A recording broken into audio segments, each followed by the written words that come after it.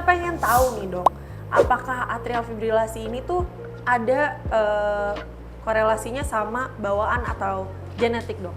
Ada turunan atau gimana gitu, ada pengaruhnya kah?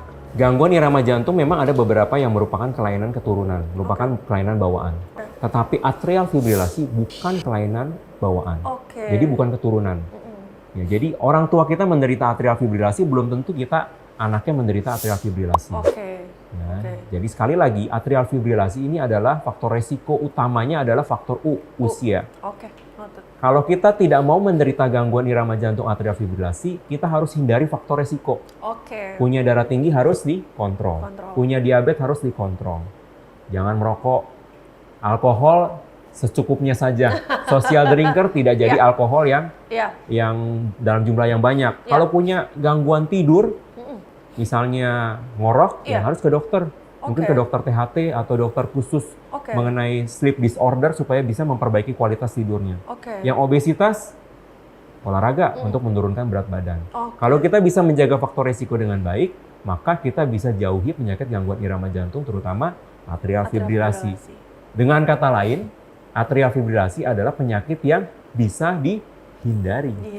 Wah, itu fakta penting nih, sobat kata dokter. Karena nggak tiba-tiba terjadi, nggak tring, magic, tiba-tiba gangguan irama jantung, atrial fibrilasi tanpa kita berkaca dan merefleksikan kebiasaan kita sehari-hari. Nah itu yang harus kita monitor nih sekarang. Gimana nih kebiasaan hidup kita udah oke atau belum gitu.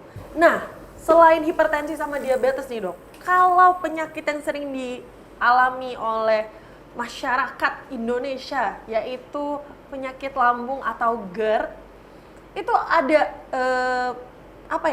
ada korelasinya nggak dok ke gangguan irama ataupun atrial fibrilasi GERD yang berulang atau yang kronis gitu?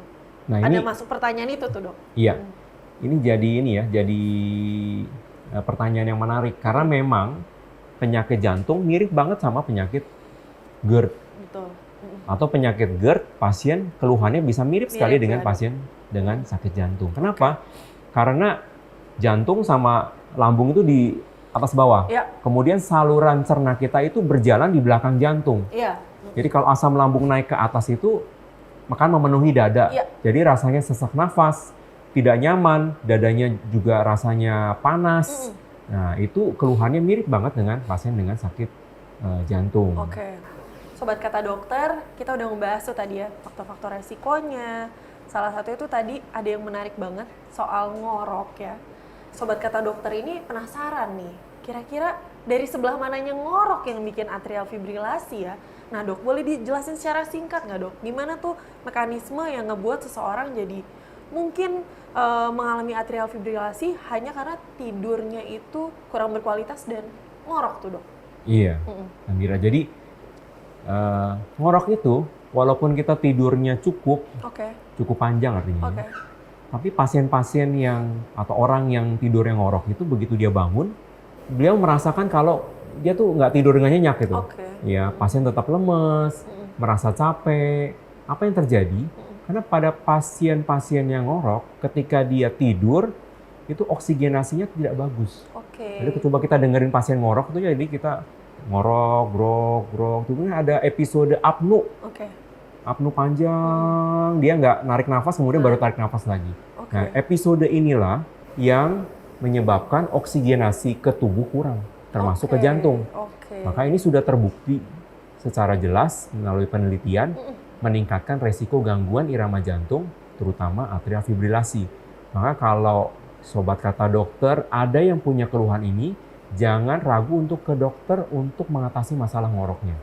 Dan terutama juga turunin berat badan. Ya, karena kualitasnya pasti akan lebih baik, kualitas tidur kita. Karena kalau ngorok itu, maka saluran nafas kita akan terganggu. Lidah jatuh ke belakang. Mungkin kita butuh bantuan, kadang-kadang kita butuh yang namanya CPAP. Supaya oksigenasi lebih baik.